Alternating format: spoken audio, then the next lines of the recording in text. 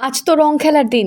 সবাইকে দোল উৎসবের অনেক শুভেচ্ছা। সকাল সকাল ঘুম থেকে উঠে পড়েছি, উঠেই বিছানাটা গুছিয়ে নিলাম। কিছুদিন আগে ইনস্টাতে স্ক্রোল করতে করতে একটা হোলি স্পেশাল ড্রিঙ্ক দেখেছিলাম। কালকে অফিস থেকে ফেরার পথে মোটামুটি যা যা প্রয়োজন সবই অল্প অল্প করে নিয়ে এসেছি। কাজু, আমন্ড, চারমগজ, মৌরি, পোস্ত এই সব কিছুই একটা বাটিতে ঢেলে তার মধ্যে জল দিয়ে কিছুক্ষণ ভিজিয়ে রাখতে হবে। এগুলো ভিজতে থাকুক।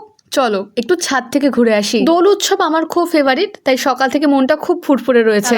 তোমাদের একটা দারুণ জিনিস দেখাচ্ছি। প্রায় 2-3 মাস আগে মাই উচ্ছে গাছটা লাগিয়েছিল, আর আজকে ছাদে এসে দেখছি গাছটায় প্রচুর ছোট ছোট উচ্ছে ধরেছে। ছাদেই কিছুক্ষণ ঘুরোঘুরি করার পর নিচে এসে ফ্রেশ হয়ে ব্রেকফাস্ট করতে বসলাম। আজকে ব্রেকফাস্ট হচ্ছে মুড়ি দিয়ে মাংস কষা। কোনো মতে নাকে মুখে গুজে খাওয়া শেষ করতে হবে, অনেকটা লেট হয়ে গেছে। এবার তো বেরোতে হবে, যাই তাড়াতাড়ি রেডি হয়ে নিয়ে গিয়ে। রেডি তো হয়েই আছে, শুধু নারকোল তেল মাখার অপেক্ষা। চুলে তো জ্যাব জ্যাব করে তেল মেখে নিয়েছি, সেই সঙ্গে মুখে আর হাতে পায়েও ভালো করে তেল মেখেছি। ফুল প্রোটেকশন নিয়ে নিয়েছি।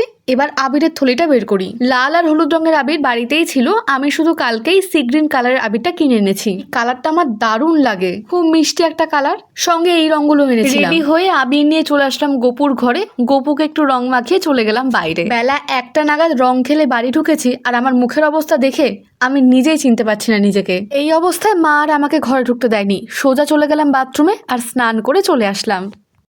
রংটা দাও অনেকটা উঠেছে, আমি তো ভেবেছিলাম এই রংটা উঠবেই না। যাই হোক, ইউটিউবে একটা হ্যাক দেখেছি, তো সেটা ট্রাই করেছি, কিছুটা উঠেছে। আর খাওয়া দাওয়া করিনি, তারপরে আবার বাকিটা আবার ট্রাই করব।